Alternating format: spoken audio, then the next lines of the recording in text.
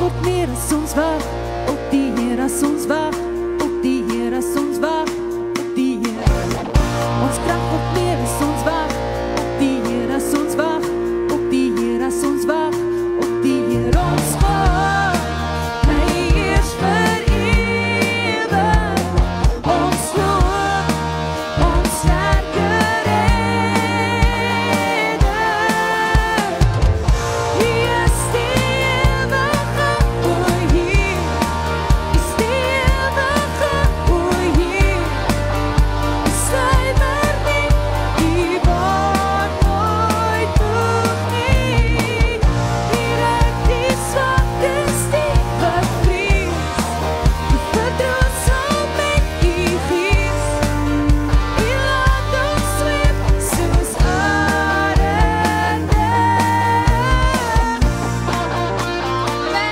Ons loof die Here vanoggend.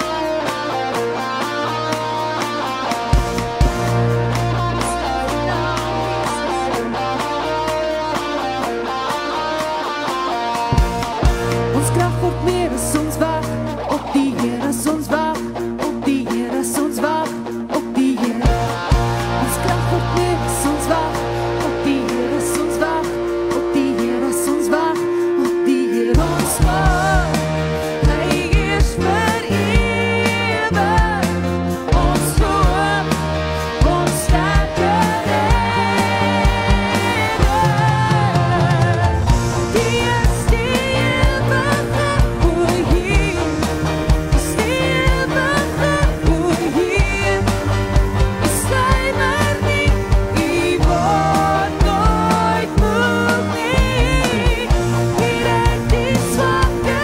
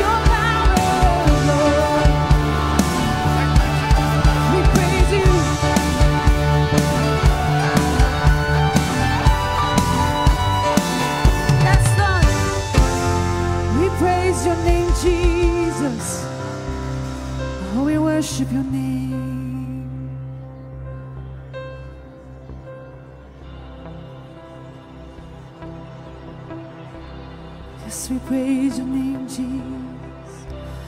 Let your glory fill this house. Let your praises fill our mouth. Let each vessel offer unto you a sacrifice of praise. For you alone are holy. You alone are worthy. You deserve the glory. Jesus, you alone.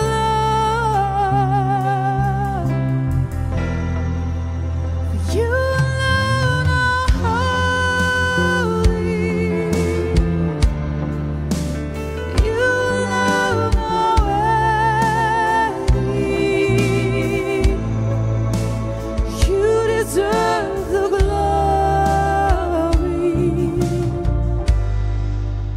Jesus, you alone. Just let your glory fill this house. Lord, let your praises fill our mouth.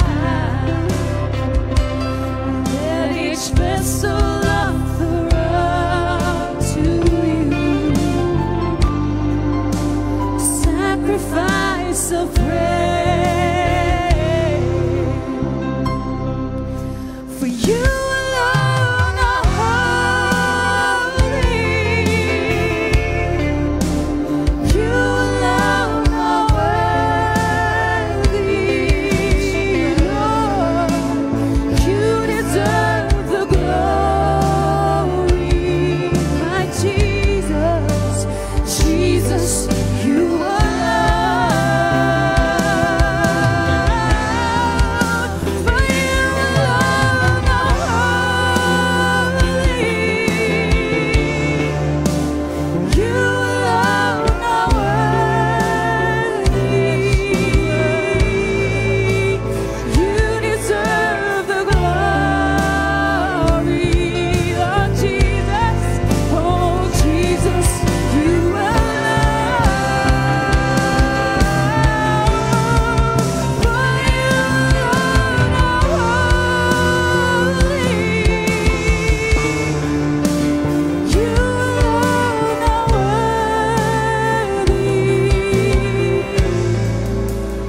you deserve the glory.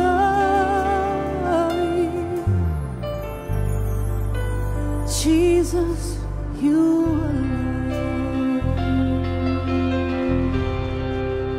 Jesus, you alone. Jesus, you alone.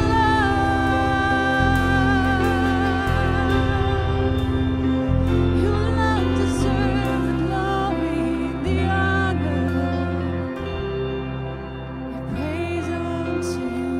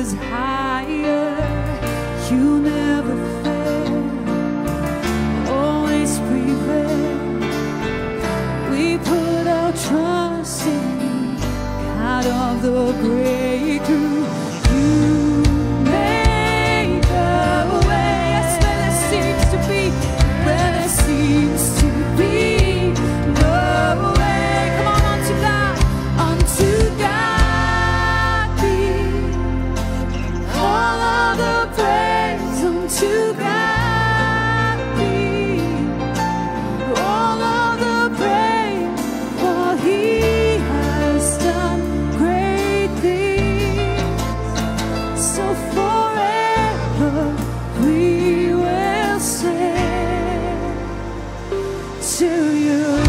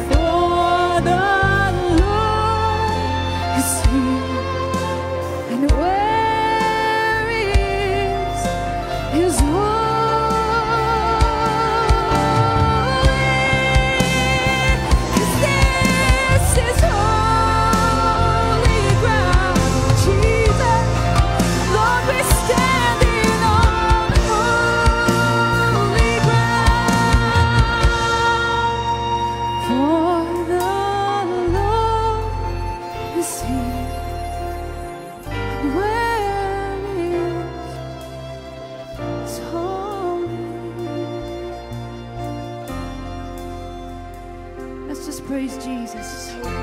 Because this is holy ground. The Lord is here. He's here and He's listening.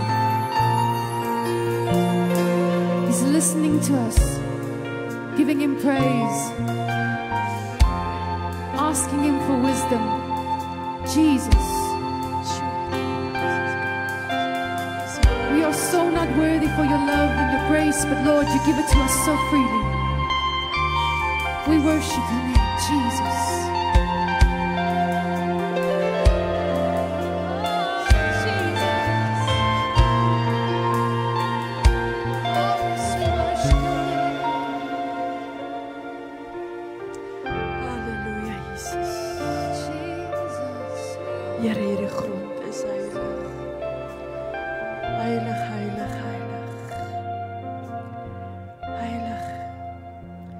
Here ons het gesing, unto God be all the glory, for you are holy, you are mighty.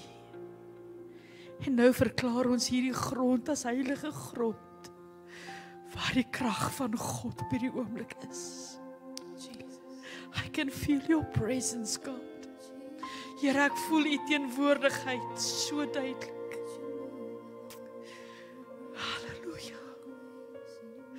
Die teenwoordigheid van God kan niks staan nie. Geen mag kan oorwin nie. Voor die heiligheid van God moet alles buig. This is His holy ground. And the Lord is here. And where He is, there is victory. Where He is, there is healing, there is peace, there is salvation. This is holy ground. As jy dit vandag glo, vra ek vir jou net om net saam met my te bid. Vat jou behoefte, vat jou versoek, vat jou vrese voor jou en sit dit neer op hierdie heilige grond, want hier is die oorwinning van God op die oomblik. This is holy ground, Here. Here, ek verklaar vandag rondom Teresa Vermaak se babietjie, heilige grond, Here. Heilige grond waar die vyand geen insaag het nie. Here, ek verklaar oor Belinda Moller, heilige grond, my God. Heilige grond waar geen kanker, geen siekte oorwinning kan hê nie, Here. Ek verklaar vandag in Ank Marsman se kamer, heilige grond, Here. Ek verklaar heilige grond waar U deurdring, Here, tot in haar siel. Ek verklaar heilige grond oor elke verslaafde. Oor elke persoon wat depressief is, oor elke persoon wat vandag voor 'n krisis staan. This is holy ground. For the Lord is here, and where He is holy. Here, U teenwoordigheid breek bande. U teenwoordigheid vernietig magte rondom ons. En maak die see oop, sodat ons op gedroog grond kan deurloop. This is holy ground. My Lord is here, and where He is holy. Ek wil vir jou vra om net vir 'n rukkie, net terwyl hulle dit speel, net self bietjie met die Here te praat. Net vir hom oor te gee wat in jou hart is. En te weet, in sy teenwoordigheid verdwyn dit alles. Net vir 'n rukkie. As jy wil sit, kan jy sit ook, maar kom ons gee net vir 'n rukkie oor vir die Here. Speel asseblief vir ons weer hierdie koortjie.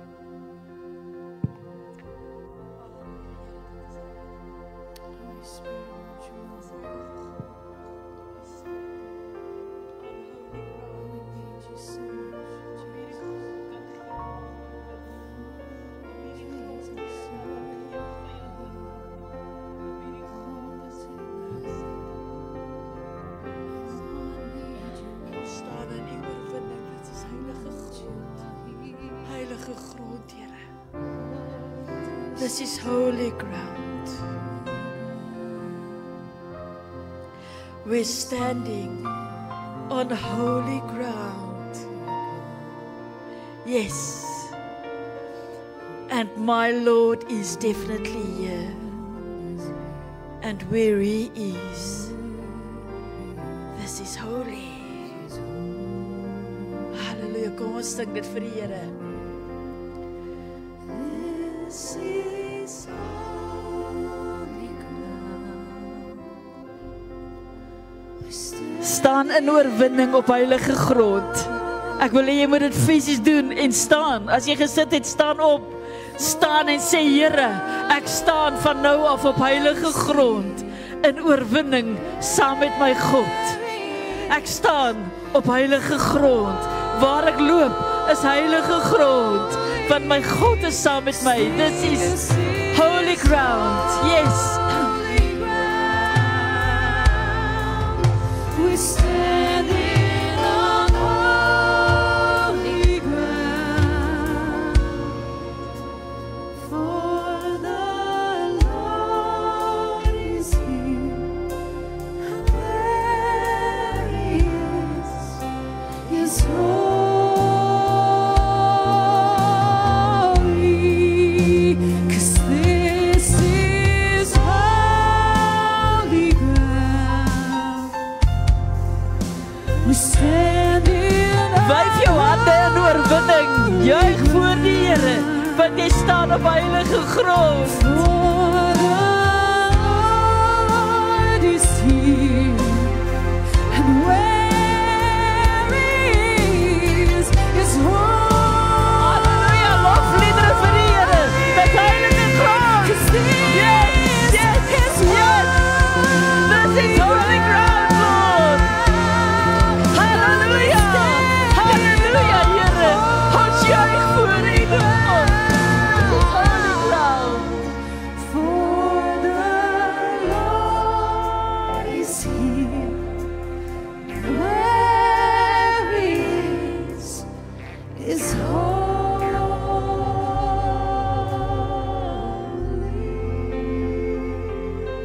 Halleluja, Here.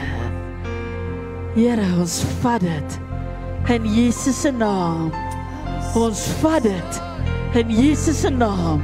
Heilige oorwinningsgrond.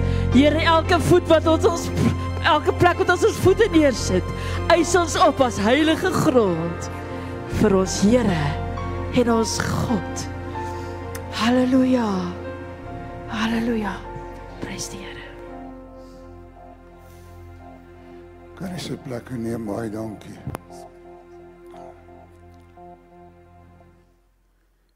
Prys die Here. Wat 'n voorreg om in sy heiligheid te kan staan. Amen. Nou, verlede Sondag was Opstandingssondag. Julle weet mos dat laas Vrydag was Goeie Vrydag. Die dag wat ons dankie gesê het vir Jesus wat vir ons gesterf het. Hierdie toe Sondag was Opstandingssondag. En ek wil so 'n bietjie uitbrei op Opstandingssondag. Wat dit beteken. En ons gaan weer kyk na 1 Korintiërs 15 vers 3 en 4. Nou, dit is daar op die bord. En as julle sien, ek het dit so 'n bietjie opgebreek. As jy wil Bybelstudie doen, dis nogal 'n baie goeie manier om Bybelstudie te doen.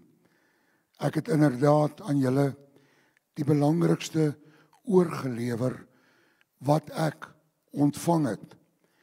Dat Christus vir ons sondes gesterf het, volgens die skrifte, en dat hy begrawe is, en dat hy op die 3de dag opgewek is, volgens die skrifte.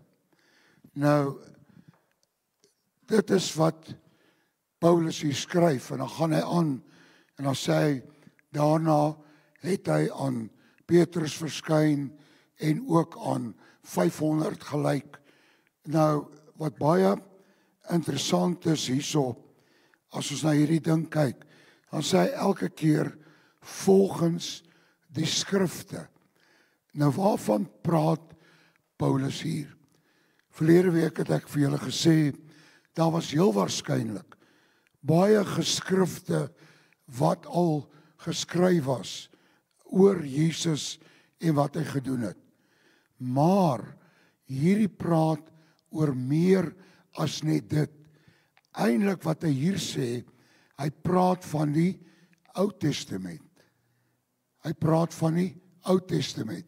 Nou dit is nogal 'n baie interessante iets om na te kyk, dat ons is besig met 'n nuwe testamentiese begrip, maar die getuienis van Jesus se sterwe en sy opstanding was alreeds in die Ou Testament. Kom ons gaan kyk na 'n paar verse. Jesus, nou dit praat van die Ou Testament as geheel. Jesus sê in Johannes 5 vers 39, julle ondersoek die skrifte. Nou die skrifte wat hy daarvan praat, is van die Ou Testament. Want toe Jesus op aarde was die Nuwe Testament nog nie daar nie. Soos hy vir hulle sê, julle ondersoek die skrifte, dan praat hy van die Ou Testament. Omdat julle dink dat die ewige lewe daarin te vinde is. En dit is juis hulle, wie's hulle? Die skrifte, wat oor my getuig. Daar sê Jesus dit. Luister wat sê hy in Lukas 24 vers 44 vir die Emmausgangers. Daarna het hy, dis Jesus, vir hulle gesê, toe ek nog saam met julle was, met ander woorde, hy praat van voor sy dood en sy opstanding, het ek aan julle verduidelik dat alles wat in die wet van Moses en in die profete en die psalms oor my geskryf is, dat dit vervul moet word.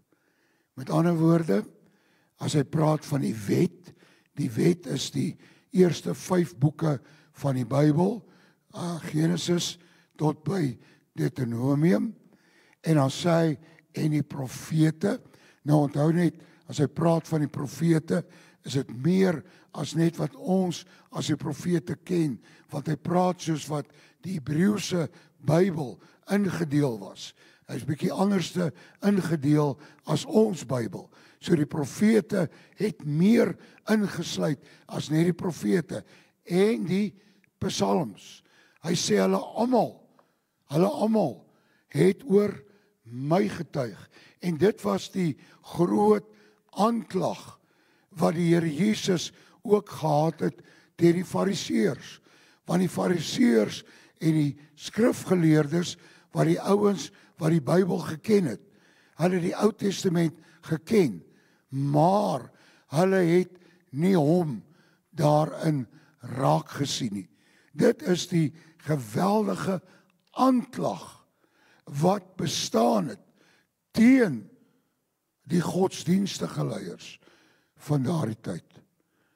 Nou weet julle mense, wat is verskriklik, dat jy kan groot word in 'n sogenaamde Christelike land. Ons land, ek meen hulle sê 80% van Suid-Afrika se mense bely, hulle is Christene. Nou ja, ons weet nie of hulle almal leef as Christene. Want dis waar die probleem inkom. Jy kan sê jy's 'n Christen omdat jy sekere Christelike waardes in jou lewe het, maar dat jy nooit by die Christus van die Christendom uitgekom het nie. En dit is presies wat gebeur het met die Fariseërs en die skrifgeleerdes.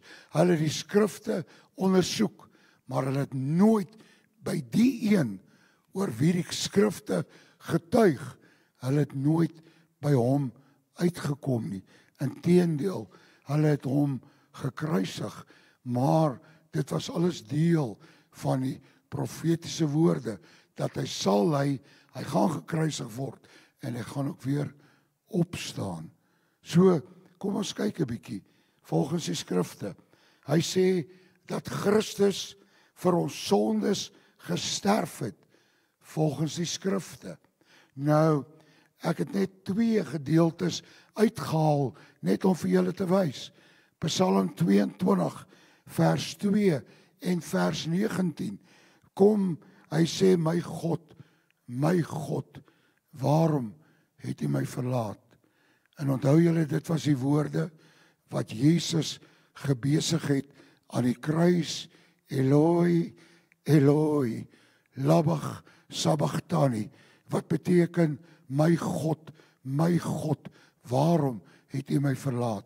Ons sonde het veroorsaak dat die Vader eintlik sy gesig van Jesus af weggedraai het op daardie oomblik, want die woord van die Here sê, hy het hom wat geen sonde geken het nie, het hy sonde gemaak, sodat ons kan word die geregtigheid van God in hom. Met ander woorde, hy het ons sonde gedra, maar dank die Here, hy het nie daar gebly nie, hy het geroep en gesê, dit is volbring, die prys is betaal, en toe het hy gesê, Vader, in U hande gee ek my gees oor, so die verhouding is weer herstel, nadat hy die prys vir sonde volkome betaal het. Nou, vers 19 van Psalm 22 sê, hulle verdeel my klere onder mekaar en trek looitjies oor my mantel. Dis presies wat gebeur het terwyl Jesus aan die kruis gehang het. Het hulle oor sy kleed, het hulle looitjies getrek, die soldate, onthou julle dit, staan in die Bybel. So hier staan dit alreeds in die Ou Testament. Jesus het gesterf volgens die skrifte. Jesaja 53 vers 5. Oor ons oortredinge is hy deurboor, oor ons sondes is hy verbrysel, en die straf wat vir ons vrede moes bring, was op hom. Weer 'n Ou Testamentiese geskrif, nou uiteindelik die hele Jesaja 53. Ek gaan nou nie die hele Jesaja 53 vir julle lees nie. Gaan lees dit maar by die huis, waar absolute 700 jaar voor Christus kom die profeet Jesaja en hy praat van die diensknegt van die Here wat moes ly ter wille van die volk se sonde. Jesus het gesterf volgens die skrifte. Hy is ook begrawe volgens die skrifte. Woord van die Here sê, en dat in Jesaja 53 vers 9, tog is hy soos 'n misdadiger begrawe. Hoekom soos 'n misdadiger? Want hy tussen misdadigers gesterf. En die dood wat hy gesterf het, was bedoel net vir misdadigers en vir nie Romeinse burgers nie. En Jesus het gesterf tussen misdadigers. Daar was 2. Dank die Here, toe hy gesterf het, het die een gesê, die een het hom bespot en gesê, red onsself as jy werklik die seun van God is. Die ander het gesê, dink aan my Here. Dink net aan my as jy in die paradys kom. En hy sê vir hom, ek sê vir jou, jy sal vandag saam met my daar wees. 'n moordenaar, 'n dief, 'n misdadiger, op die einde van sy lewe, sê hy net, dink aan my. En die Here het sy hart gesien, en daai ou is vandag in die hemel. Dank die Here daarvoor. Maar nou sê hy, dat hy het hom, hy is in 'n ryke se graf neergelê. Presies wat gebeur het. Josef van Arimatea het 'n graf gehad, onthou net daai tyd het hulle nie gate gegrou in die grond nie. Hulle het hulle in spilonke begrawe. En Josef van Arimatea het 'n spilonk gehad, wat hy seker maar gehad het vir hom en sy familie. En toe Jesus sterf, toe gaan lê hy hom in daardie nuwe graf neer. Hy's begrawe volgens die skrifte. Maar nou dank die Here, dit het nie daar gebly nie. En dat hy op die 3de dag opgewek is, volgens die skrifte. Nou daar's een teks wat baie interessant is. Onthou net, party goed in die Ou Testament het partymal 'n dubbel betekenis.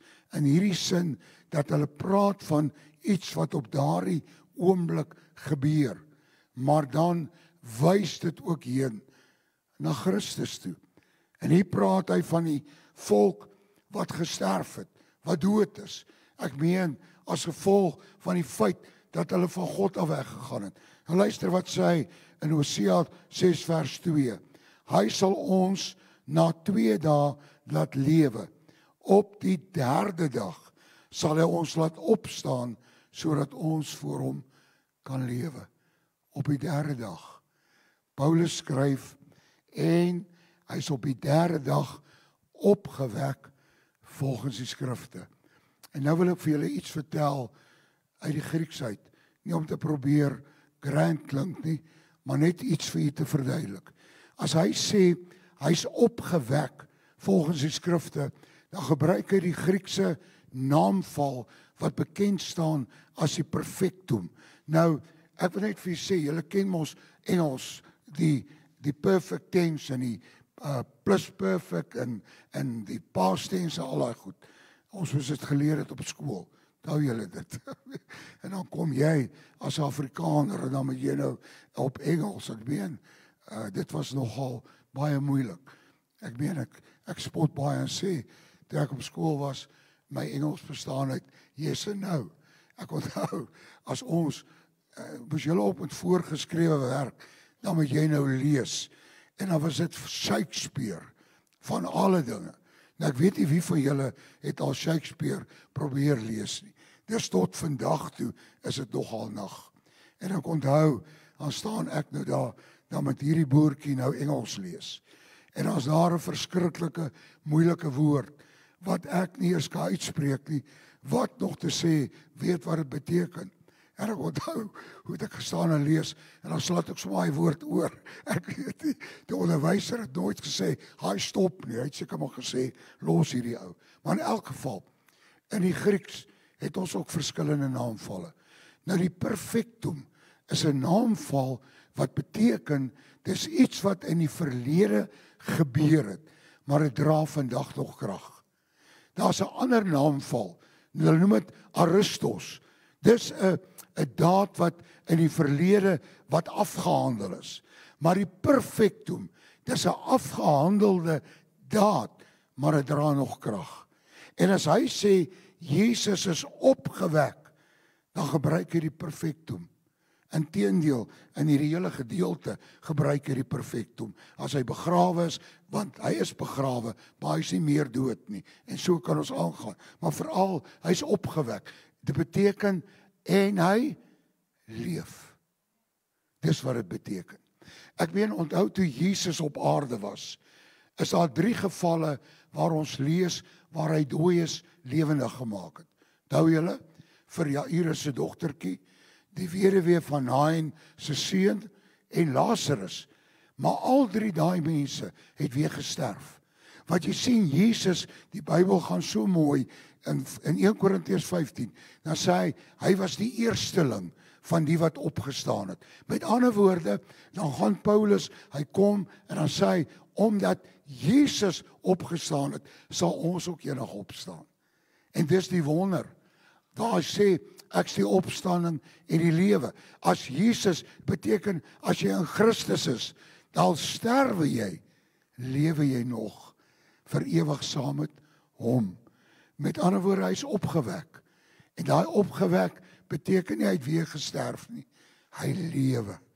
Daar's een leë graf, en dis die graf van Jesus. Hy lewe. Maar hierdie 3de dag is nogal baie, baie interessant. En ek wil julle net 'n paar dinge sê oor die derde dag. Die betekenis van die derde dag. Daar's Ou Testamentiese geskrifte, wat ek nie nou hulle name gaan noem nie, want julle gaan ook snaakse name, wat die derde dag beskryf as die dag van goddelike redding, goddelike verlossing en goddelike manifestasie. Die derde dag. Daar is iets daaraan verbonde, dat hulle selfs in die Ou Testament, in hierdie Joodse geskrifte, dat hulle verklaar het, dat die derde dag staan vir goddelike redding, vir goddelike verlossing en goddelike manifestasie. Nou wat het gebeur? Toe Jesus opgestaan het, dit was 'n goddelike manifestasie. Dit het gekom dat hy nou vir ons verlossing kan gee, dat hy vir ons redding kan gee, dat hy ons kan vrymaak, dat hy in ons lewe kan ingryp, dat ons kan bid en ons weet hy antwoord ons gebede, want hy het opgestaan op die derde dag. En daardie Ou Testamentiese geskrifte wat hierdie wonderlike goddelike ingrypings koppel aan die derde dag, dra vandag nog krag.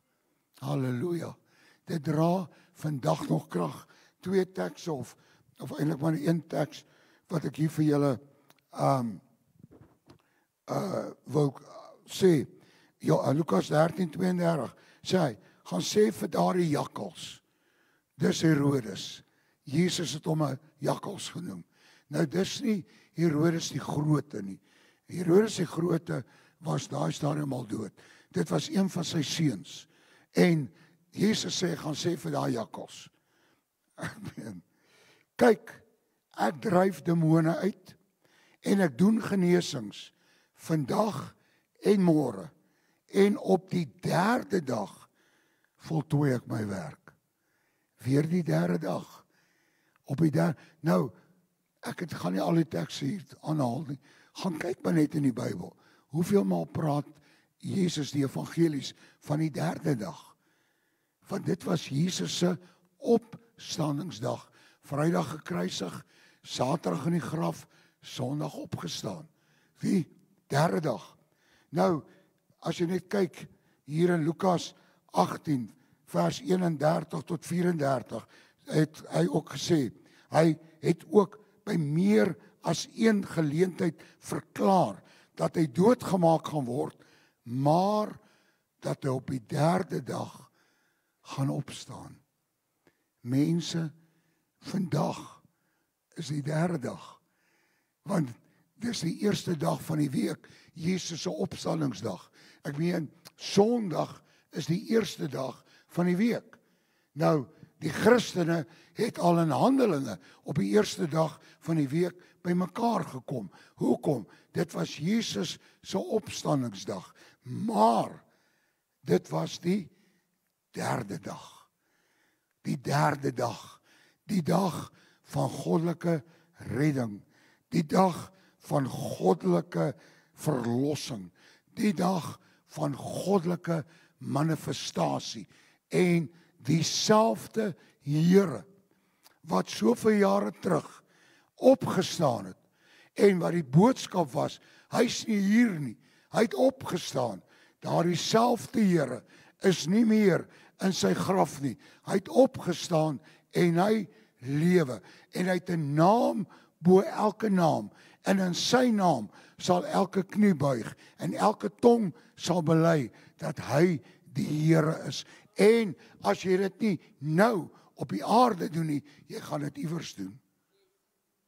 Elke mens, elke knie, elke tong, maak nie saak wie jy is of wat jy in hierdie lewe is nie, jy gaan voor hom buig en erken dat hy die Here is. Maar die groot verskil, as jy dit nou op aarde doen en jy erken hom as die Here en jy gee jou lewe aan hom oor, dan tree goddelike verlossing in.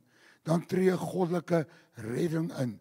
En dan tree goddelike manifestasie in, waar sy krag, goddelike krag, in jou geopenbaar word, en jy van jou sonde verlos word, en vergewe word, en wat jy 'n kind van die Here word.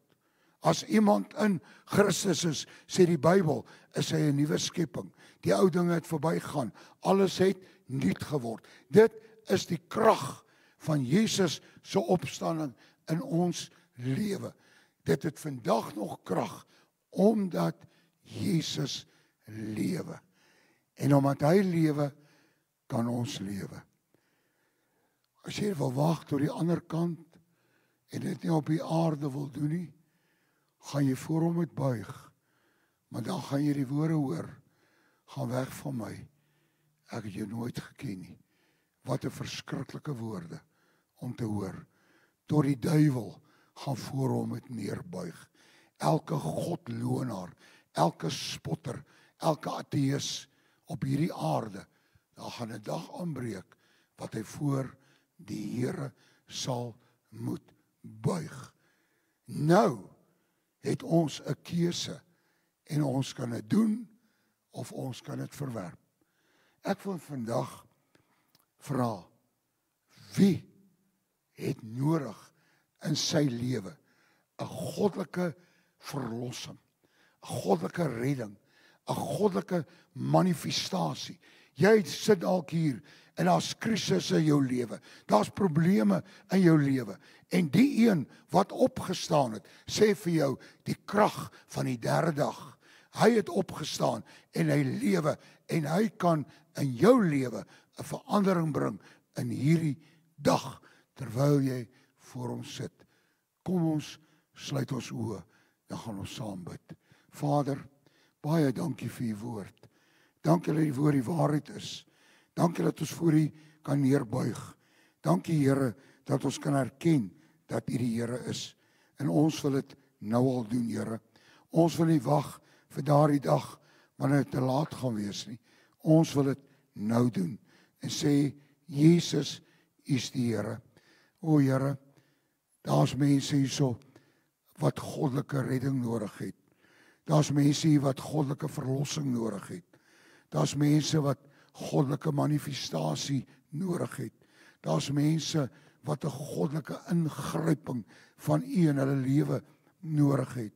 En ek wil bid, Here, dat u in so 'n mens se hart 'n groot werk sal doen. En terwyl jou oë gesluit is, ek wil net spesiaal vir jou ook bid. As jy volgende hier sit en jy het werklik 'n goddelike ingryping van die Here in jou lewe nodig, maak nie saak vir wat dit is nie, dan wil ek vra, net al waar jy sit, steek uit jou hand op, nie vir my nie, jy doen dit vir die Here, laat sak maar weer. Is daar nog iemand? Laat sak maar weer. Is daar nog iemand? Voor ek gaan bid, laat sak. Is daar nog iemand? Here, ek het u nodig. Ek het 'n goddelike ingryping van die Here in my lewe nodig. Is daar nog iemand voor ek bid? Die Here sien jou hart, dis waarom dit gaan. Die Here het gesien elke mens wat sy hand nou opgesteek het en sê, ek het 'n goddelike ingryping van die Here nodig. Ek het nodig dat hierdie Jesus wat begrawe is, hierdie Jesus wat gesterf het, hierdie Jesus wat begrawe is, hierdie Jesus wat op die derde dag opgestaan het, ek het nodig dat hierdie Jesus in my lewe 'n verandering sal bring, in my lewe 'n wonderwerk sal doen, in Jesus se naam. Here, ek bid dat u dit nou sal doen. Elke mens wat sy hand opgesteek het, dat hy nou deur die krag van die Heilige Gees in sy of haar lewe 'n verskil sal maak, in Jesus se naam. Ek bid, o Heilige Gees, dat u deur u wat oortuig van sonde en van geregtigheid en van oordeel, dat u hierdie woord in elke mens wat in hierdie kerkgebou vanoggend was, Here, dat u dit sal ingrafeer, en dat u elke mens wat sy lewe nie met u reg is nie, wil ek bid, o Heilige Gees, dat u so 'n persoon onrustig sal maak tot op daardie dag wat hy sy lewe of haar lewe vir u sal gee. Dankie dat ons kan verklaar dat Jesus is die Here. In Jesus se naam. Amen.